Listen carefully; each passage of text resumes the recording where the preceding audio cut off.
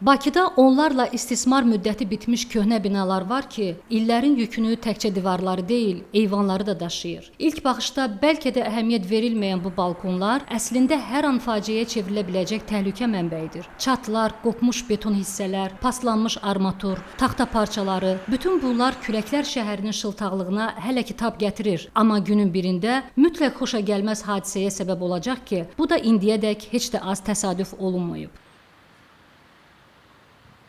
Gördüyünüz bu balkonun altında əslində çox ehtiyatla dayanmışam, çünki hər an hansısa bir hissəsinin qopub düşmə ehtimalı var. Xoşbəxtlikdən bugün hava günəşlidir, küləkli və yağışlı gündə isə daha təhlükəli olur. Paytaxtın mərkəzində Süleyman Rəhimov küçəsində yerləşən köhnə binadakı balkonların vəziyyəti göz önündədir. Amma bu acınacaqlı hal məsul qurumların diqqətindən kənarda qalır. Ən azından uçuq qopuğu görünüş xatirinə də olsa düzəldə bilərdilər. Çoxu gedibdir, vaxtından gedibdir, onu təmir eləmək lazımdır, düzəltmək lazımdır. Burada laqeyd yanaşmaq var, ancaq kör gözlər belə deyək də, aidiyyəti qurumlar da var, şəhərin mərkəzidir, bunlar hamısı görünür. Yəni, onlar da əsas məsuliyyət daşımalıdırlar. Hökm deyil ki, kimsə müraciət eləsin və onlar işə başlasınlar. Yəni, heç olub ki, siz məsələn buradan gedəndə küləkli, yağışlı havada olur, məsələn, hansısa hissəsi qopsun? Bu küçədə yox, o bir küçədə görmüşəm mən, daş düşübdür, belə deyək. Belə baxsaq görürük ki, təhlükəlidir də, qırıq ağaçlar, sözsüz ki, küləkdə, yağışda bu adamın üstünə düşə bilər də.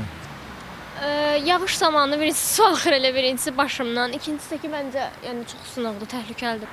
Açıqcası qorxulu vəziyyətdə biraz düşə bilər üstümüzə ona görə. Əgər yenidən təmir edə bilərlər də yəni.